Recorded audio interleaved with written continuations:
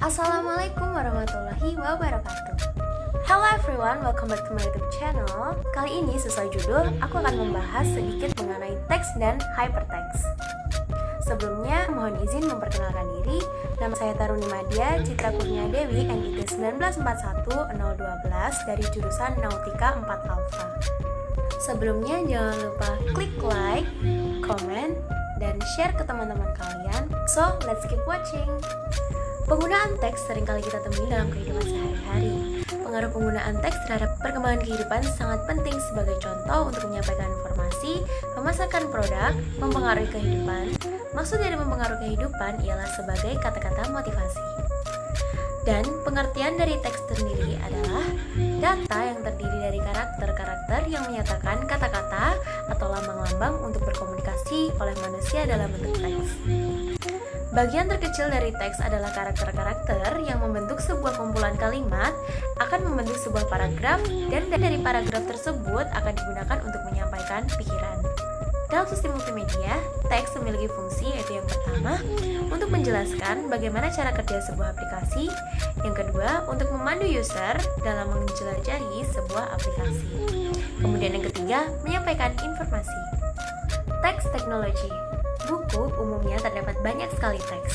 Jadi, dengan adanya teks dan kemampuan membaca teks dapat menjadi kekuatan dan kelebihan diri. Teks tidak hanya dilihat pada buku secara fisik, namun juga perannya penting dalam dunia World Wide Web. Semua tampilan yang ada pada website dibentuk dari teks. Jadi, dapat disimpulkan bahwa teks merupakan kekuatan utama dalam dunia website. Teks teknologi adalah jurnal elektrik bagi akademisi dan profesional di seluruh dunia, menyediakan artikel dengan menggunakan komputer untuk memperoleh, menganalisis, membuat, mengedit, atau menerjemahkan teks. Yang pertama ada typeface. Typeface adalah satu set dari satu atau lebih font dalam satu atau lebih ukuran, dirancang dengan gaya persatuan, masing-masing terkoordinasi oleh Stedelijk. Typeface adalah sekelompok karakter grafik yang mempunyai beberapa ukuran dan style. Contoh dari typeface yang utama adalah Times, Courier, dan Arial. Ada dua cara menyambilkan typeface, yaitu dengan serif atau sans serif. Yang kedua adalah font. Font adalah kumpulan karakter yang mempunyai ukuran atau style tertentu. Kadang-kadang juga bisa berupa underline, tergantung pada aplikasi atau software yang diinginkan. Font dapat dibedakan menjadi dua bentuk, yaitu monospace font dan proportional fonts. Yang pertama, monospace font adalah font yang memiliki ukuran lebar yang sama pada setiap karakter. Contohnya, font yang dihasilkan dari mesin ketik, sedangkan proportional font menampilkan lebar dari setiap karakter sesuai bentuk ukurannya. Mendesain teks pada multimedia. Font dapat diperoleh dari banyak sumber. Namun, jika ingin membuat proyek komersial, pastikan bahwa font yang ada dalam proyek itu sudah mendapat lisensi dari supplier. Font juga dapat dibuat sendiri, sehingga dapat disesuaikan dengan ide atau grafik. Salah satu software yang digunakan untuk mendesain font adalah Fontgrapher. Dalam pengukuran karakter menggunakan ukuran karakter metrik.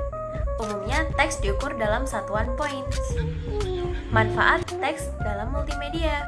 Banyak manfaat yang didapat dari penggunaan teks dalam multimedia. Yang pertama adalah judul dan headlines. Teks digunakan pada judul atau heading untuk menjelaskan apa saja informasi yang ingin disampaikan. Yang kedua, menu. Teks dalam menu untuk mengarahkan pengguna menuju bagian yang diinginkan.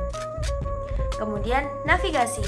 Dalam navigasi, teks digunakan untuk menjelaskan penggunaan bagaimana menuju tempat yang diinginkan. Kemudian, konten.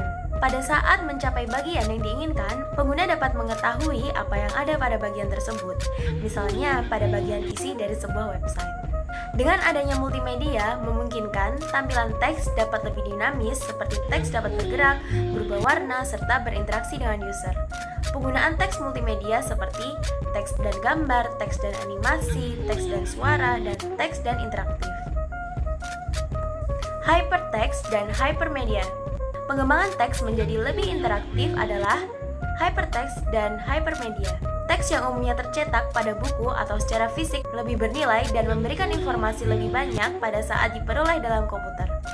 Teks menjadi lebih mudah dicari dengan adanya hypertext. Dan fitur ini lebih banyak digunakan di pembuatan aplikasi website. Jika kumpulan teks dapat disusun dan diberikan indeks menjadi hypertext system, dengan adanya hypertext, semua kata dapat ditemukan dengan mudah. Sebagai contoh, website Google yang menjadi salah satu website pencari yang banyak digunakan. Pada saat pengetikan suatu kata, dan mesin pencari di Google akan menampilkan semua website yang berkaitan dengan kata yang diketikkan. Pengembangan aplikasi multimedia yang menjadi semakin berkembang menyebabkan terjadinya perubahan dari hypertext menjadi hypermedia. Hypermedia adalah struktur informasi yang menghubungkan semua elemen multimedia yang ada. Tidak hanya teks, namun juga meliputi gambar, suara, maupun video. Pada saat memilih sebuah teks, bisa menghubungkan pada gambar yang sesuai dengan kata yang kita cari. Penggunaan hypermedia sudah meliputi semua bidang kehidupan. Sebagai contoh, buku teks sudah dibuat format online maupun dalam bidang periklanan. Teks sangat bermanfaat dalam pembuatan aplikasi multimedia. Namun, apabila kurang tepat dalam penggunaan, tidak akan bagus hasilnya. Seperti salah penulisan kurang tepat, format yang digunakan, dan lain sebagainya. Panduan penggunaan teks. Yang pertama, legibility dan readability. Legibility adalah kejelasan dari tiap huruf yang ditampilkan sehingga tidak menimbulkan kebingungan pada saat dibaca. Setiap huruf yang ditampilkan jelas perbedaannya. Sedangkan readability adalah sejauh mana interaksi tiap huruf dalam sebuah kata, kalimat, dan dalam sebuah paragraf, sehingga menghasilkan tulisan yang menghasilkan informasi yang jelas dan sesuai. Kemudian, yang kedua ada penggunaan jumlah teks yang sesuai. Dalam aplikasi multimedia, sebaiknya tidak semua terdiri dari tulisan. Maksimal setengah layar terisi teks, sedangkan selebihnya adalah gambar maupun elemen multimedia lainnya. Gunakan elemen gambar atau video untuk menggantikan informasi teks yang ingin ditampilkan. Yang ketiga adalah konsisten. Gunakan font yang sama untuk kategori teks yang sama, misalkan untuk judul, menu, dan lain-lain. Kemudian, sesuaikan dengan tema dengan tujuan pembuatan aplikasi multimedia. Dan yang terakhir adalah teks yang interaktif. Kelebihan dari sebuah aplikasi multimedia adalah interaksi dengan user. Oleh karena itu, perlu digunakan teks yang lebih interaktif dengan cara menggunakan hyperlink atau libatkan user dalam menggunakan aplikasi seperti mengisi form atau memberikan komentar. Sekian pemaparan mengenai teks dan hypertext dari saya. Ada kurang lebihnya mohon maaf dan terima kasih. Wassalamualaikum warahmatullahi wabarakatuh.